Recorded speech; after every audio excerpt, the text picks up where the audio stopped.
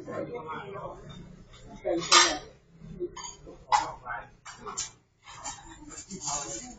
ี่ข้าวตูใส่อยู่สิประหยัดยังกระโดดเดียวนี่ประหยัดได้บาทตุ่มมัน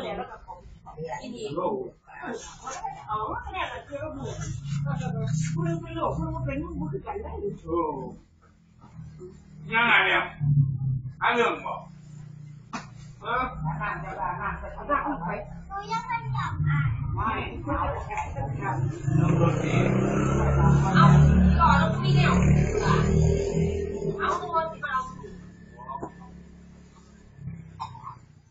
โอเคแล้วเดี๋ยวเริ่มเข้าพอเราคนที่เพื่อนหรือเปล่ามันไม่ต้องมาหนีไม่ยังเนี่ยเขาเป็นหมูแล้วเนาะเขาบอกว่าจบเป็นงูเลยนะ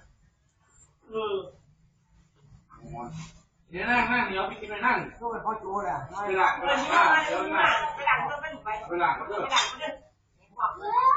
มาแล้วมันเอาพูดดีเลยนั่งให้ดีเลยเนี่ยเราบอกลูก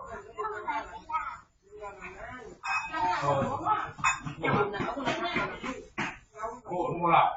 ครับเป็ดน่ะไอ้เป็ดหนังหัวหนังหัว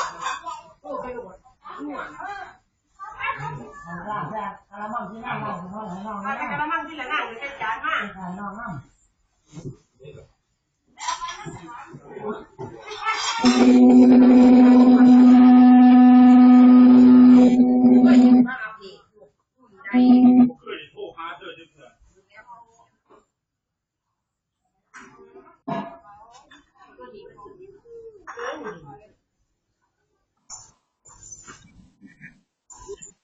Thank you.